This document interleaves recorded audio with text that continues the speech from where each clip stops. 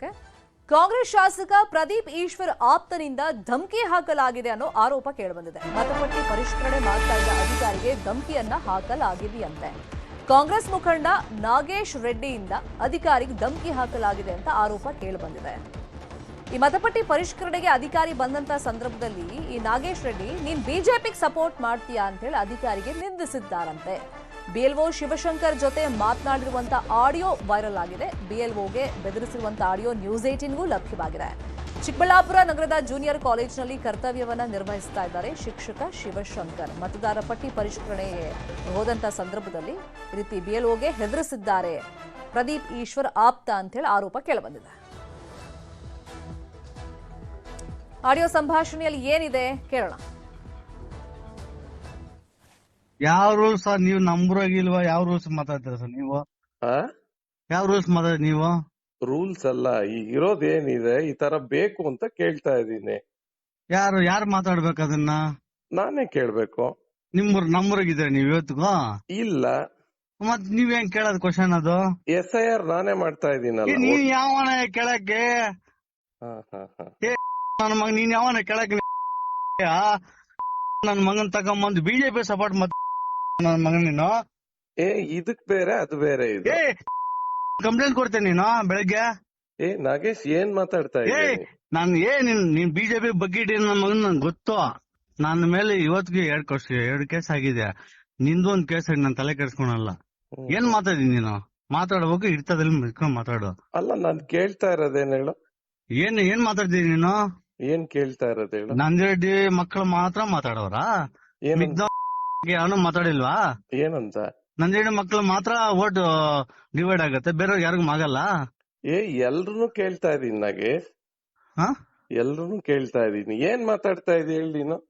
ಸುಮ್ನೆ ರೀ ಸರ್, ನೀವು ಬಗ್ಗೆ ಹಿಡಿಯಕ್ ಬರ್ತದೆ ಸರ್ ಬಿಜೆಪಿ ಅವ್ರಿಗೆ. ನೀವು ಯಾವ ರೂಲ್ಸ್?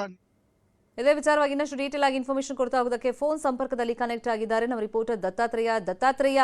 ಈ ರೀತಿ ಫೋನ್ ಮಾಡಿ ಧಮಕಿ ಹಾಕೋದ ಕಾರಣ ಏನು? ಯಾಕಂದ್ರೆ BLO ಈಗ ಎನ್ಕ್ವೈರಿ ಮಾಡ್ತಿರ್ತಾರೆ, ಕೆಲವೊಂದು ಪ್ರಶ್ನೆಗಳನ್ನ ಕೇಳ್ತಿರ್ತಾರೆ. ಅದೇ ನಾಗೇಶ್ ರೆಡ್ಡಿ ಕೆಂಗಣ್ಣಿ ಗುರಿಯಾಗಿತ್ತಾ? ಏನ್ ಪ್ರಾಬ್ಲಮ್ ಆಗಿದೆ? ಖಂಡಿತವಾಗಿಯೂ, ಯಾಕಂದ್ರೆ ಈಗ ವೋಟರ್ ಲಿಸ್ಟ್ ಒಂದು ಪರಿಷ್ಕರಣೆಗೆ ತೆರಳಿದಂತಹ BEO ಯಾರಿದ್ದಾರೋ ಶಿವಶಂಕರ್ ಎಂಬುವರ ಜೊತೆ ಈಗ ಚಿಕ್ಕಬಳ್ಳಾಪುರದ ಶಾಸಕ ಏನಿದ್ದಾರೆ ಪ್ರದೀಪ್ ಈಶ್ವರ್ ಅವರ ಬಲಗೈ ಬಂಟ ಅಂತ ಹೆಸರುವಾಸಿ ಪಡೆದುಕೊಂಡಿರುವಂತಹ ನಾಗೇಶ್ ರೆಡ್ಡಿ ಈಗ ಒಂದು ಸರ್ಕಾರಿ ಅಧಿಕಾರಿ ಮೇಲೆ ಧಮಕಿ ಹಾಕಿ ಬೆದರಿಕೆ ಹಾಕಿರುವಂತದ್ದು. ಇದು ಕುಡಿದ ಅಮಲಿನಲ್ಲಿ ಈ ರೀತಿ ಮಾತನಾಡಿದ್ದಾರೆ ಅನ್ನೋ ಆರೋಪ ಸಹ ಕೇಳಿ ಬರ್ತಾ ಇರುವಂತದ್ದು.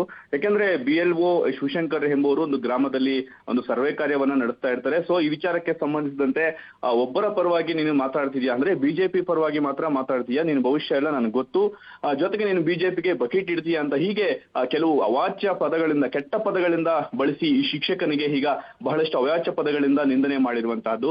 ಈ ವಿಚಾರಕ್ಕೆ ಸಂಬಂಧಿಸಿದಂತೆ ಈಗ ಚಿಕ್ಕಬಳ್ಳಾಪುರ ಜಿಲ್ಲೆಯಲ್ಲಿಯೂ ಸಹ ಬಹಳಷ್ಟು ರೀತಿಯಾದಂತಹ ದೊಡ್ಡ ಮಟ್ಟದ ಸದ್ದು ಮಾಡ್ತಾ ಇರುವಂತದ್ದು. ಯಾಕಂದ್ರೆ ಕಳೆದ ಒಂದು 7-8 ದಿನಗಳ ಹಿಂದೆ ಅಷ್ಟೇ ಒಂದು ಕಾಂಗ್ರೆಸ್ ಮುಖಂಡನ ಒಂದು ಧಮಕಿ ಆಡಿಯೋ ಪ್ರಕರಣ ಏನಿತ್ತು, ಅದರ ಬೆನ್ನಲ್ಲೇ ಈಗ ಮತ್ತೊಂದು ಆಡಿಯೋ ಪ್ರಕರಣ ಬಯಲಿಗೆ ಬರ್ತಾ ಇರುವಂತದ್ದು ಈ ಕೇಸಲ್ಲಿ. ಖಂಡಿತವಾಗಿ, ಯಾಕಂದ್ರೆ ಈ ವಿಚಾರಕ್ಕೆ ಸಂಬಂಧಿಸಿದಂತೆ ಖುದ್ದಾಗಿ ಆ ಶಿಕ್ಷಕನನ್ನು ಸಹ ನಾನು ಖುದ್ದಾಗಿ ಮಾತನಾಡಿದ್ದೇನೆ. ಆದ್ರೆ ಆ ಶಿಕ್ಷಕ ಒಂದ್ ರೀತಿಯಾದಂತಹ ಎದುರಿಕೊಳ್ಳುವಂತಹ ಪರಿಸ್ಥಿತಿಗೆ ಮುಂದಾಗ್ತಾ ಇರುವಂತದ್ದು. ಯಾಕಂದ್ರೆ ಈ ವಿಚಾರಕ್ಕೆ ಸಂಬಂಧಿಸಿದಂತೆ ಈಗ ಆಡಳಿತಾರೂಢ ಪಕ್ಷ ಕಾಂಗ್ರೆಸ್ ಇರುವುದರಿಂದ ನಾನೇನಾದ್ರು ಕಂಪ್ಲೇಂಟ್ ಕೊಟ್ರೆ ಮುಂದೆ ನನಗೂ ಸಹ ತೊಂದರೆ ಆಗ್ಬೋದು ಎಂಬ ದೃಷ್ಟಿಯಿಂದ ನಾನು ಯಾವುದೇ ರೀತಿಯಾದಂತಹ ಕಂಪ್ಲೇಂಟ್ ಸಹ ಕೊಟ್ಟಿಲ್ಲ.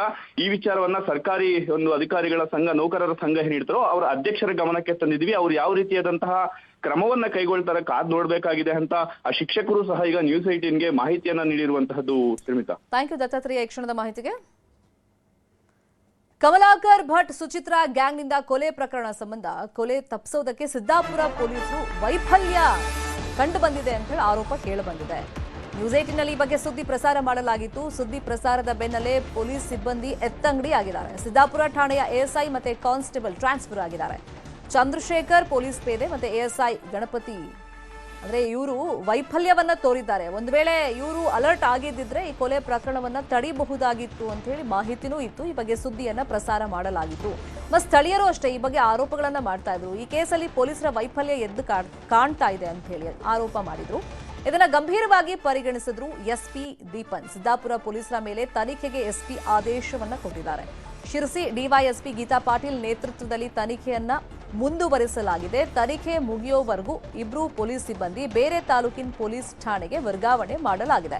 ಓರ್ವ ಕಾನ್ಸ್ಟೇಬಲ್ ಹಾಗೂ ಇನ್ನೋರ್ವ ASI ವರ್ಗಾವಣೆ ಆಗಿರೋದು. ಇಬ್ಬರನ್ನು ಹಳಿಯಾಳ ಸಬ್ ಡಿವಿಷನ್ಗೆ ವರ್ಗಾವಣೆ ಮಾಡಲಾಗಿದೆ. ತನಿಖೆಯಲ್ಲಿ ಲೋಪ ಕಂಡು ಬಂದ್ರೆ ಮುಲಾಜಿಲ್ಲದೆ ಕ್ರಮ ಕೈಗೊಳ್ಳಲಾಗುತ್ತೆ ಅಂತ ಹೇಳಿ ಒಂದು ಸಂದೇಶವನ್ನು ನೀಡಲಾಗಿದೆ. ಇದೇ ವಿಚಾರವಾಗಿ ಇನ್ನಷ್ಟು ಡೀಟೇಲ್ ಆಗಿ ಇನ್ಫಾರ್ಮೇಶನ್ ಕೊಡ್ತಾ ಹೋಗೋದಕ್ಕೆ ಫೋನ್ ಸಂಪರ್ಕದಲ್ಲಿ ಕನೆಕ್ಟ್ ಆಗಿದ್ದಾರೆ ನಮ್ಮ ರಿಪೋರ್ಟರ್ ದರ್ಶನ್ ನಾಯ್ಕ್. ದರ್ಶನ್ ನಾಯ್ಕ್, ಈಗ ಸುಮಾರು ದಿನಗಳಿಂದ ಈ ಗಲಾಟೆ ನಡೀತಾ ಇತ್ತು. ಅದರಲ್ಲೂ ಮಗಳು ಒಂದು ಏನೆಲ್ಲ ಆಗಿತ್ತು ಡಿಸ್ಕಷನ್ಸ್, ಕೊಲೆ ಸ್ಕೆಚ್ ಬಗ್ಗೆನೂ ಪೊಲೀಸರಿಗೆ ಮಾಹಿತಿ ಕೊಟ್ಟಿದ್ರು. ಪೊಲೀಸರು ವೈಫಲ್ಯದ ಬಗ್ಗೆ ಚರ್ಚೆಗಳು ನಡೀತಾ ಇತ್ತು. ಸೊ ಈ ನಿಟ್ಟಿನಲ್ಲಿ SP ಯಾವ ತರ ಕ್ರಮ ಕೈಗೊಂಡಿದ್ದಾರೆ? ಶರ್ಮಿತಾ, ಉತ್ತರ ಕನ್ನಡ ಜಿಲ್ಲೆಯ ಸಿದ್ದಾಪುರದ ವಸಂತ್ ನಾಯ್ಕ್ ಕೊಲೆ ಪ್ರಕರಣಕ್ಕೆ ಸಂಬಂಧಪಟ್ಟಂತೆ ನ್ಯೂಸ್18 ಕೂಡ ಪೊಲೀಸರ ನಿರ್ಲಕ್ಷ್ಯ ಇದೆ ಎನ್ನುವಂತ ಬಗ್ಗೆ ಏನೋ ವರದಿಯನ್ನ ಬಿತ್ತರಿಸಿತ್ತು.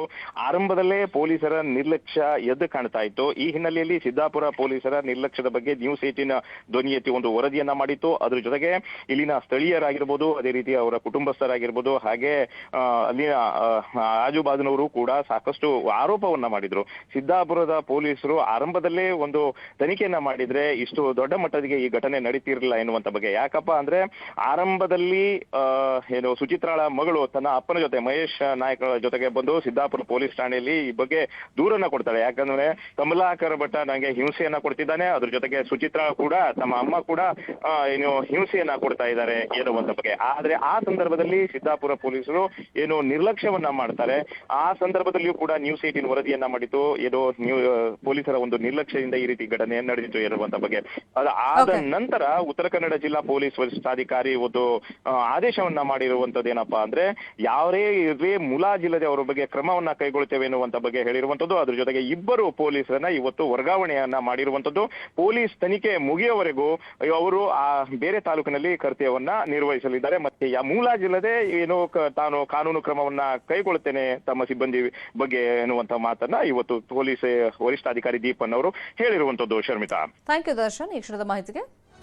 ಮತ್ತಷ್ಟು ಸುದ್ದಿಯನ್ನು ನೋಡ್ತಾ ಹೋಗೋಣ ಚಿಕ್ಕದೊಂದು ಬ್ರೇಕ್ ಆದ್ಮೇಲೆ.